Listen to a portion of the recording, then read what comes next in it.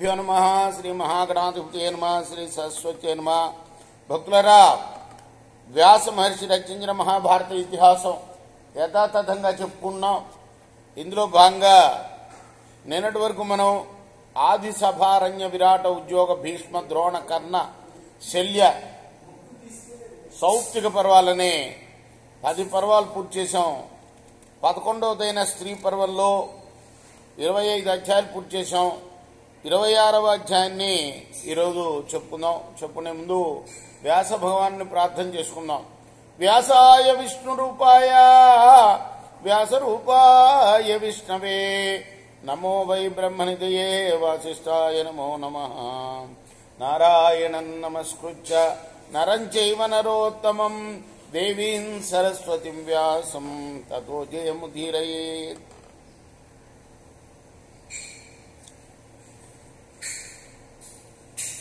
समर्थ सद्गुरु साईनाथ महाराज की जय. श्री भगवान उवाच उत्तिष्ठोत्तिष्ठ गांधारी माच सोगे मनः कृता तवैव ह्यपराधेन कुरवो निधनं गता. కృష్ణ భగవానుడు చెబుతున్నాడు. గాంధారి చెప్పించిన తర్వాత, గాంధారి లేమ్మా, మనసులో ఏమాత్రం శోకం నిలపవద్దు. నువ్వు నీ తప్పు వల్లనే కౌరవులు మరణించారు. యత్వం పుత్రం దురాత్మానం ఈశ్వమత్యంతమానినం దుర్యోధనం పురస్కృత్య దుష్కృతం సాధు మన్యసే నిష్ఠురం వైర పురుషం వృద్ధానాం శాసనాతిగం కథమాత్మకృతం దోషం మయా ధాతుం ఇహేచ్ఛసి. నీ కుమారుడు పరమ దుర్మార్గుడమ్మా, దుర్యోధనుడు. ఈర్ష్య ఉన్నవాడు, క్రూరుడు, రూపు కట్టిన శత్రుత్వం వంటివాడు, పెద్దల మాటను అతిక్రమించేవాడు, దుష్కృత్యాలపై ఆసక్తి గలవాడు. అటువంటి వాడిని ముందు నిలుపుకొని నువ్వు మంచివాడని భావిస్తున్నావు. నువ్వు చేసిన తప్పుని ఇక్కడ నా మీద పెట్టాలని ఎలా అనుకుంటున్నావు? మృతం వా యది వా నష్టం యోతీతమనుశోచతి దుఃఖేన లభతే దుఃఖం ద్వావనర్థౌ ప్రపద్యతే. చనిపోయిన వారి గురించి కానీ, నశించిన దాన్ని గురించి కానీ, నడిచిపోయిన దాన్ని గురించి కానీ ఆలోచించిన వాడు ఆ దుఃఖంతో మరో దుఃఖాన్ని పొందుతాడు. అనర్థాలప్పుడు రెండవుతాయి సుమా. తపోర్ధీయం బ్రాహ్మణీ దత్తగర్భం గౌర్వోఢారాం ధాపితారంతురంగౌ శూద్రాదా సంపశుపాలంచ వైశ్య పదార్థీయం త్వద్విధా రాజపుత్రి.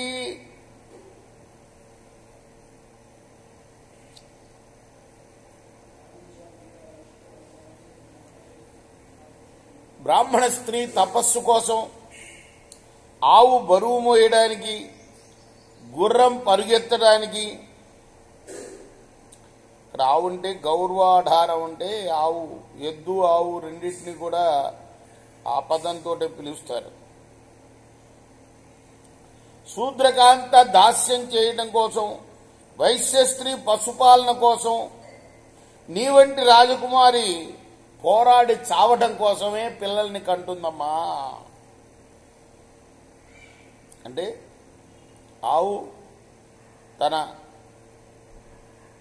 పుత్రుణ్ణి అంటే ఎద్దుని ఎందుకు కంటుందయ్యా అంటే బరువు మోయటానికే కంటుంది.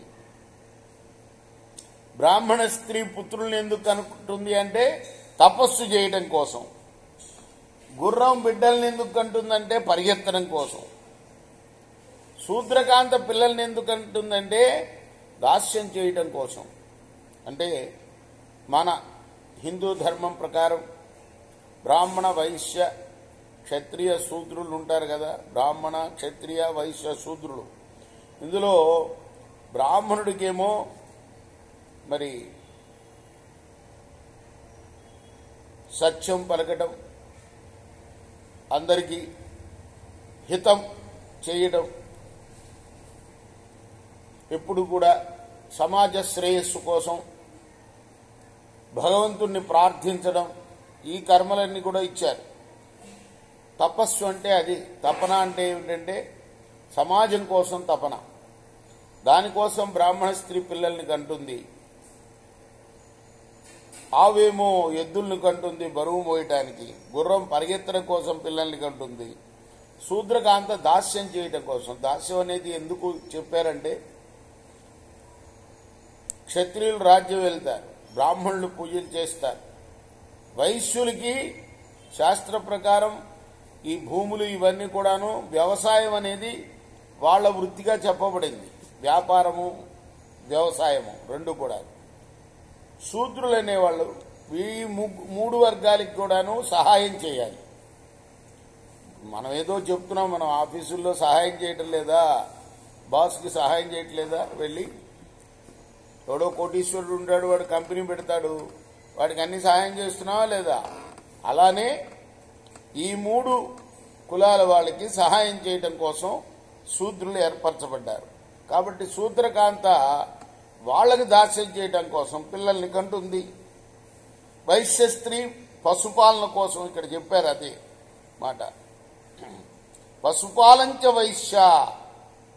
ఇక క్షత్రియ స్త్రీ ఎందుకయ్యా కంటుంది పిల్లల్ని? వదార్థీయం, చంపడం కోసం. చంపడమో చావడమో వాళ్ళకి శత్రుత్వం ఏర్పడినప్పుడు ధర్మరక్షణ కోసం తన రాజ్యం మీద వేరే వాళ్ళు పోరాటానికి వచ్చినప్పుడు మరి ఆ బిడ్డలే కదా, తను కన్నా క్షత్రియ స్త్రీ కన్నా బిడ్డలే కదా పోరాడవలసింది. దానికోసం పిల్లల్ని కంటుందమ్మా. వైశంపాయన ఉవాచ తశ్రుత్వా వాసుదేవస్య పునరుక్తం వచో ప్రియం తూష్ణీం బభూవ గాంధారి శోకవ్యాకులలోచన. వైశంపాయనుడు చెప్తున్నాడు, ఈ భారతం అంతా కూడా ఎవరికి? జనమేజయ మహారాజా. కృష్ణుడు మళ్ళా చెప్పిన ఆ అప్రియవచనం అంటే ఆమెకు నచ్చని విషయం ఇది చెప్పింది గాంధారికి. విని మౌనంగా ఉంది. శోకంతో కళ్ళు కలతపడ్డాయి. ధృతరాష్ట్రసురాజర్షి నిగృహ్య బుద్ధిజంతమ పర్యపృచ్ఛద ధర్మజ్ఞ ధర్మరాజం యుధిష్ఠరం జీవ్యాతాం పరిమాణజ్ఞ సైన్యానామపి పాండవ హతానాం యది జానీషే పరిమాణం వదస్వమే. ఆ సమయంలో ధృతరాష్ట్రుడు తన యొక్క తమో గుణాన్ని నిగ్రహించుకుని ధర్మరాజుతోటి అన్నాడు, పాండునందన, నీకు బతికున్న సేనల సంఖ్య ఎంతో తెలుసు, చనిపోయిన వారెందరో తెలిస్తే నాకు చెప్పు. యుధిష్ఠిర ఉవాచ. ధర్మరాజు పేరు అసలు యుధిష్ఠిరుడు, ధర్మంగా ప్రవర్తించేవాడు కాబట్టి ధర్మరాజు అని స్థిరపడింది నామం. దశాయుతానామయుతము సహస్రాణి చ వింశతి కోట్య షష్ఠిశ్చ షట్చైవ హస్మిన్ రాజన్ మృఢే హత అలక్షితానాం వీరాణాం సహస్రాణి చతుర్దశ దశ ధాన్యాని రాజేంద్ర శతం షష్ఠిశ్చ పంచచ. రాజా, మహారాజా చెప్తున్నాడు, తన పెదనాన్నే ఆయనతో చెప్తున్నాడు. ఇప్పుడు మహారాజా అని సంబోధిస్తున్నాడు. ఓ రాజా, రాజన్ హృదయహత ఎంతమంది అంటే 166,20,00,000 చనిపోయారయ్యా. సంఖ్య వేలతోటి సహా చెప్తున్నాడు. 166,20,00,000. కోట్య షష్ఠిశ్చ షట్చైవ హస్మిన్ రాజన్ మృధే హత. ఇప్పుడు భారత జనాభా కూడా అంతే ఉంది, అంతమంది చనిపోయారు కురుక్షేత్ర యుద్ధంలో చెప్తున్నాడు ధర్మరాజు తన పెదనాన్నతోటి. అలానే రాజేంద్ర, ఇది కాక 24,165 జాడ తెలియటం లేదయ్యా. 24,165 ఒక సంఖ్యతోటి చెప్పారు. ఇంతమంది జాడ తెలియటం లేదు. ధృతరాష్ట్రౌవాచ యుధిష్ఠిర గతిం కాంతే కథాపురుష సత్తమ ఆచక్షమే మహాబాహో సర్వజ్ఞో హ్యసుమే మత. నా దృష్టిలో నువ్వు సర్వజ్ఞుడు ధర్మరాజా. ధృతరాష్ట్రుడు అంటున్నాడు, వాళ్ళంతా ఏ గతిని పొందారో చెప్పు. యుధిష్ఠిర ఉవాచ యైర్హుతాని శరీరాన్ని హృష్టే పరమ సంవిగే దేవరాజ సమాన్ లోకాన్ గతాస్తే సత్య విక్రమ ఏ త్వహృష్టేన మనసామర్తవ్యమితి భారత యుధ్యమానా హతాశంకే గంధర్వై సా సంగత ఏ చ సంగ్రామం భూమిష్ట యాచమానా పరాంగుః శస్త్రేణ నిధనం ప్రాప్త గతాస్తే గుహ్యకాన్ ప్రతి పాచ్యమానా పరైర్యేతు హీయమానా రాజ హ్రీని సేవా మహాత్మానః పరాన్ అభిముఖారణే చిజ్యమానః శతైశస్త్రై క్షత్రపర ధర్మప్రాయణ గతాస్తే బ్రహ్మ సదనం నమేత్రాస్తి విచారణ ఏ త్వత్ర నిహతా రాజనంతరాయోధనం ప్రతి యథా కథంచిత్ పురుషః తే గతాస్తోత్తరాన్ కురున్. ఈ మహాసంగ్రామంలో తమ శరీరాల్ని ఆహుతి చేసిన సత్య విక్రములైన వాళ్ళందరూ కూడాను దేవేంద్ర లోకానికి వెళ్ళారయ్యా. దేవేంద్రునితో సమానంగా వాళ్ళు సుఖాలు అనుభవిస్తున్నారు. అలానే చనిపోవాలి అని నిర్ణయంతో పోరాడుతూ రణభూమిలో మరణించిన వారు గంధర్వలోకానికి వెళ్ళారు. రణభూమిలో నిలిచి ప్రాణభిక్షను యాచిస్తూ యుద్ధ విముఖులై ఆయుధాలతో మరణించి వారు గుహ్యక లోకాలకు వెళ్ళారు. శత్రువులు పడగొట్టగా నిరాయుధులై శస్త్రహీనులై ఆ స్థితిలో కూడా సిగ్గుపడుతూ రణభూమిలో శత్రువుల్ని ఎదిరిస్తూ పదునైన ఆయుధాలతో ఛేదింపబడ్డ క్షత్రధర్మపరాయణులైన మహాత్ములందరూ కూడాను బ్రహ్మలోకానికి వెళ్లారు. సత్యలోకం అదే చివరిలో ఉంటుంది. ఈ రణభూమిలో నిలిచి ఏదో ఒక రీతిగా మరణించిన పురుషులందరూ కూడాను ఉత్తర కురు ప్రదేశానికి వెళ్లారయ్యా. ధృతరాష్ట్రవాచ తేన జ్ఞానపరేణైవ పుత్రపశ్య సిద్ధవత్ తన్మేవద మహాబాహో శ్రోతవ్యమితి వైమయ. అప్పుడు ధృతరాష్ట్రుడు అడిగాడు, కుమారా, సిద్ధ పురుషునిలాగా నువ్వు ఏ జ్ఞాన బలగంతో చూడగలిగావయ్యా? ఏ లోకంలో ఎవరున్నారో చెప్పావు. నేను వినతగిందైతే చెప్పు నువ్వు. యుధిష్ఠిర ఉవాచ నిదేశాద్ భవతః పూర్వం వనే విచరతామయ తీర్థయాత్రా ప్రసంగేన సంప్రాప్తో యామనుగ్రహ దేవర్షమశో దృష్టా తత ప్రాప్తోస్మి మనుస్మృతిం దివ్యం చక్షురపి ప్రాప్తం జ్ఞానయోగేన వై పురా. అప్పుడు ధర్మరాజు అన్నాడు, నీ ఆదేశం మేరకు అరణ్యంలో తీర్థయాత్రలు సంచరిస్తున్నప్పుడు నేను ఒక అనుగ్రహాన్ని పొందాను. అనుస్మృతి అనే విద్యను పొందాను దేవర్షి అయిన లోమసుని ద్వారా. అలానే గతంలోనే జ్ఞానయోగం ద్వారా దివ్య దృష్టిని కూడా పొందాను. వీటి వల్ల చూడగలిగాను. నేను వాళ్ళు ఎక్కడున్నారో చెప్పగలిగాను నీకు. ధృతరాష్ట్రోవాచ అనాథానాంచ రానాంచ అసనాథానాంచ భారత కచ్చిత్తేషాం శరీరాన్ని దక్షతే విధిపూర్వకం న ఏషామస్య సంస్కర్త నచయేత్రాహితాగ్నయ వయం చ కస్య కుర్యామా బహుత్వా తాత్ కర్మణాం యాన్ సుపర్ణాశ్చ గృధ్రాశ్చ వికర్షంతే తస్తదా తేషాం తు కర్మణా లోకా భవిష్యంతి యుధిష్ఠిరా. ధృతరాష్ట్రుడు అడిగాడు, భరతకుమార, ఈ మృతుల్లో అనాథులు సనాథులు కూడా ఉన్నారు. వారి శరీరాలకి విధిపూర్వకంగా దహన సంస్కారాలు చేస్తావా?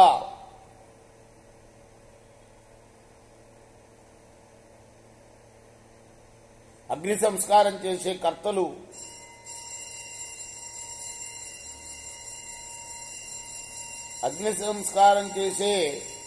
చేయవలసిన కర్తలు లేని వారికి, ఆయుధాగ్నులు కాని వారికి కూడా దహన సంస్కారాలు జరగాలి.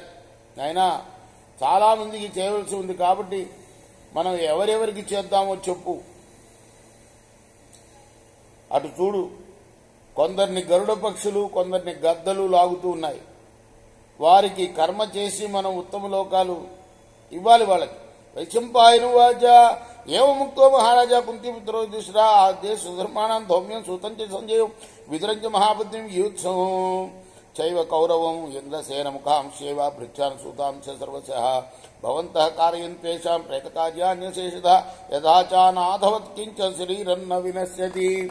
శాసనాత్ ధర్మరాజస్య అక్షత్తా సుతస్య సంజయ సుధర్మ దౌమ్య సహిత ఇంద్రసేనాదయస్తద చందనాగరుకాష్టాని తథా కాళీయ కాన్యుత ఘృతం తైలం చ గంధాంశ క్షౌమాని వసనాని చ సమాహృత్య మహార్కాణి దారుణాం చైవ సంచయాన్ రథాంశ మృదితాంస్తత్ర నానాపర్హణాని చ హితః కృత్వా ప్రయత్నేన యథా ముక్షాన్నరాధిపాన్ దాహయామా సురవ్యగ్ర శాస్త్రదుష్టేన కర్మణా.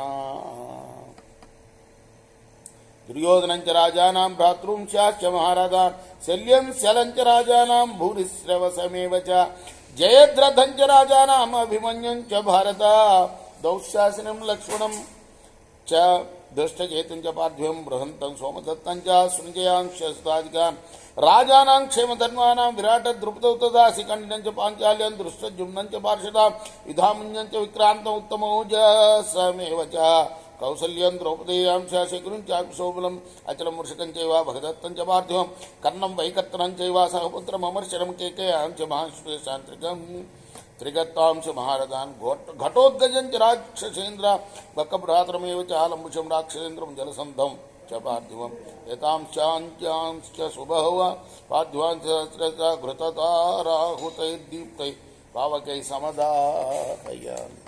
అన్ని పేర్లే, అందుకోసమే చకచక చదివాను ఈ శ్లోకాలన్నీ కూడాను. వైశంపాయుడు చెప్తున్నాడు, మహారాజా జనమేజయ మహారాజా ధృతరాష్ట్రుడు అలా ఆదేశించగానే కౌంతేయుడైన యుధిష్ఠిరుడు సుధర్ముని ధౌమ్యుని సూతుడైన సంజయుని మహామతి అయిన విదురుని కౌరవుడైన యూత్సుని ఇంద్రసేనుడు మొదలైన సేవకుల్ని సారథులందరినీ వీరికి ప్రేత కార్యాలను పూర్తిగా జరిపించండి, అనాథ శవంలాగా ఏ శరీరం కూడా నశింపరాదు అని ఆదేశించారు. ఆ ఆదేశం ప్రకారం విదురుడు, సూత్రుడైన సంజయుడు, సుధర్ముడు, ధౌమ్యుడు, ఇంద్రసేనాది భృత్యులు గంధపు చెక్కలు, అగరకట్టె, రాణి పసుపు కట్టెలను, నేతిని, నూనెను, గంధాల్ని, విలువైన పట్టుబట్టల్ని సమకూర్చారు. కట్టెలను పోగు చేశారు. అక్కడ విరిగిపోయిన రథాలని, వివిధ ఆయుధాలని పోగు చేశారు. తీవ్ర ప్రయత్నంతో చితుల్ని ఏర్పాటు చేసి ప్రాధాన్యాన్ని అనుసరించి రాజులను శాస్త్రోక్తమైన కర్మతో ప్రశాంతంగా దహనం చేశారు. ఇవరికే చెప్పుకున్నాం మనం ఎంతమందో, 166,20,00,000 మంది. ఇంతమందికి చెయ్యాలి అనంటే ఎంత చెక్క అవసరమో చూడండి. దుర్యోధన నరపాలుని, అతని సోదరుల్ని, శల్యుని, భూరిశ్రవుని, జయద్రథుణ్ణి, అభిమన్యుని, దుశ్శాసన కొడుకుడు, అలానే దుర్యోధనుడు కొడుకు లక్ష్మణుణ్ణి, దృష్టకేత నిరపారుల్ని, బృహంతుని, సోమదత్తుని, 100కు పైగా ఉన్న సృంజయులను, క్షేమధర్మరాజును, విరాట ద్రుపదులను, శిఖండిని, పాంచాల దేశీయుడు ద్రుపద సూతుడు అయిన దృష్టజుమ్నుని, యుధామన్యుని, ఉత్తమౌజుని, కౌసలరాజు అయిన బృహద్బలుని, ద్రౌపది కొడుకుల్ని, సుబలసుదురైన శకుణ్ణి, అచలుని, వృషకుని, భగదత్తుని, కర్ణుణ్ణి, ఆయన కుమారుల్ని, కేకై రాజకుమారుల్ని, మహారథులైన త్రిగత్తుల్ని, రాక్షసరాజు అయిన ఘటోద్గజుణ్ణి, బకుని సోదరుడైన అలంబుషుని, 2 రాక్షసులు, జలసంధ నరపాలుని, ఇంకా ఎన్నో వేల సంఖ్యలో ఉన్న ఇతర రాజుల్ని నేతిధారలతో ప్రజ్వలిస్తున్న మంటల్లో దహించారు. మొట్టమొదట క్షత్రియులను దహించారు అని చెప్తున్నారు ఇక్కడ. దానికి కూడా ఒక వరుస క్రమం అన్నమాట. 166,20,00,000 మంది, 166 కోట్లు, 166 కోట్లు. నాయన పితృమేధాశ్చ కేషాంచిత్ ప్రావర్తంత మహాత్మనం సామభిశ్చాప్య గాయంత తేన్వ శోచంత చాపరై